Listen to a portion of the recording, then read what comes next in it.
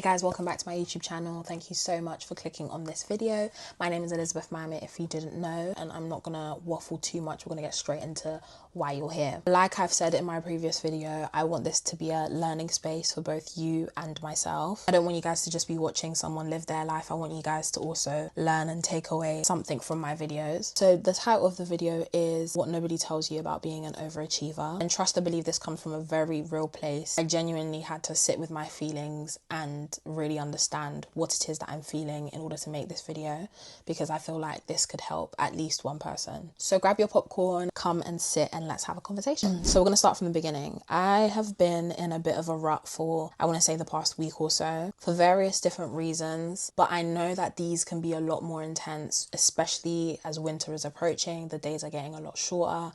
You just don't feel like you have enough time to do certain things. I'm the type of person who has made overachieving their whole personality. I'm not going to lie. I am someone who sets goals and I strive to make sure that I achieve them. And I literally say this in the least cocky way I could possibly say it. It literally just is the kind of person that I am, and it's the reason why I'm where I am today. However, something that I feel like a lot of people fail to mention is that when everyone sees you as this overachiever, you're always doing well and someone who's always got themselves together, because that's what people see. What then happens when you yourself don't believe that that's the case? Who do you run to in that situation if everyone already thinks that you've got everything together? So that's kind of where I've been with this rut. I literally just have not been feeling like myself. And when people describe this feeling, it's often associated with like bed rotting, not getting anything done. But that isn't what my rut looks like. That's not what my depressive state looks like. For me, I will still clock in and I will still go to work.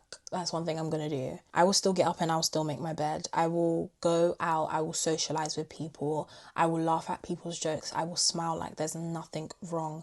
But the second the cameras are out, the lights are out, and it's just me, that is literally when it all crumbles. That's when the exhaustion hits. That's when I feel so drained, when I feel so sad, and I just feel so overwhelmed. And because it doesn't look like the typical depressive state, it's so hard to identify that that's what it is that I'm feeling, because how can I be depressed when I'm still getting up every day and I'm going to work and I'm laughing and I'm giggling? But I think the first thing that you can do for yourself is recognizing that being depressed and being upset is not a one size fits all. For so many different people, it can look so different. Another thing that can be quite difficult to deal with is the guilt that comes with feeling depressed. As a Christian, you are taught to be grateful. You are taught to trust in God's plans. You are taught to understand that everything happens for a reason.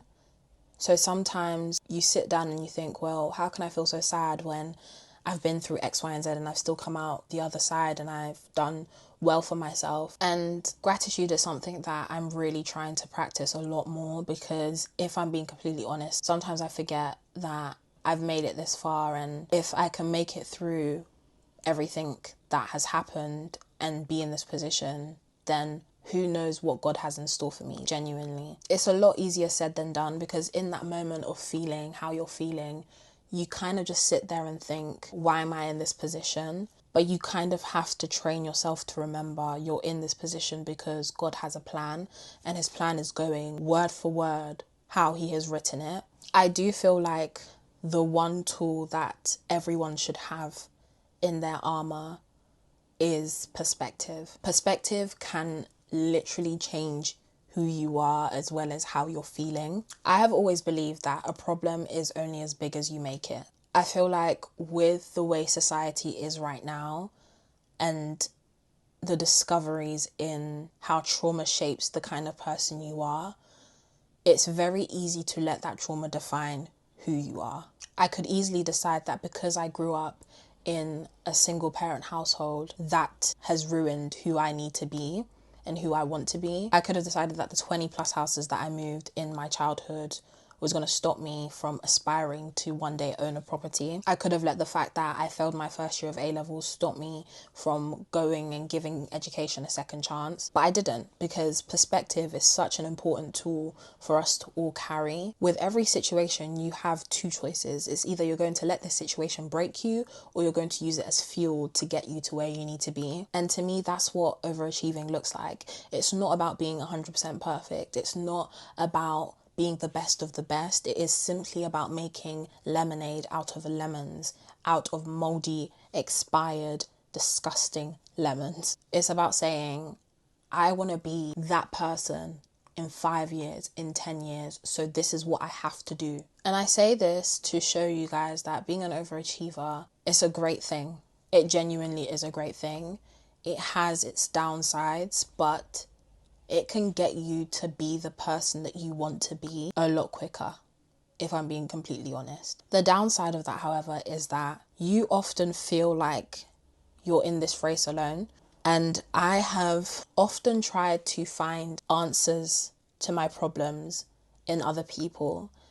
And I feel like as much as surrounding yourself with great people is so important, because they can motivate you and they can push you, there is no one who will have your back as much as Jesus Christ. I've spoken to people and sometimes they haven't given me the consolidation that I am yearning for. I've spoken to people and after the conversation I'm just like, I'm not gonna lie, I love you, but you've made me feel even more, quite frankly. But I can guarantee you there has never been a time that I have gone to Christ and I have left empty. Whether that's gospel music that I've listened to, whether that's a sermon that I've listened to, whether it's praying and crying for an answer, whether it's reading my word, I have never done those things and felt afterwards. And sometimes we think, oh, it's just that the situation has passed and you kind of did all of the hard work yourself to get yourself out of a certain position. That's never been the case. For me, I have never done anything on my own, ever.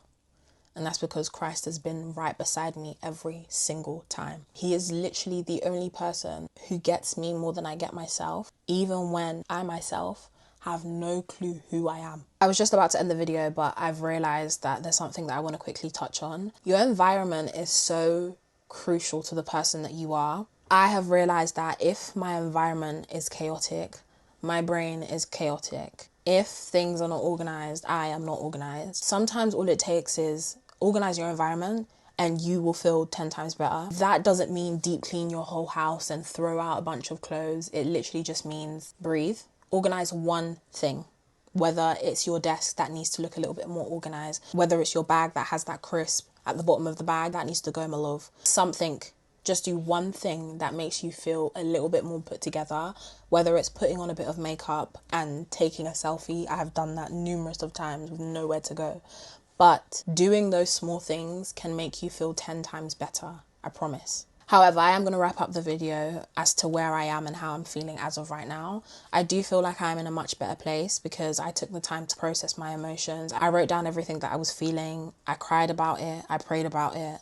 And I do feel 10 times better. If you're watching this and you feel like you're not where you want to be in life, I want you to know that God is going to hold your hand through it all. You don't have to be strong 24/7. You don't have to have it all figured out, because God has a plan for you, my love. He is holding your hand, he's walking beside you, and you do not have to do it alone. Anyways, thank you so much for watching this video. I hope you guys enjoyed. Please let me know what your thoughts are in the comments, and I will see you guys next time. Ciao.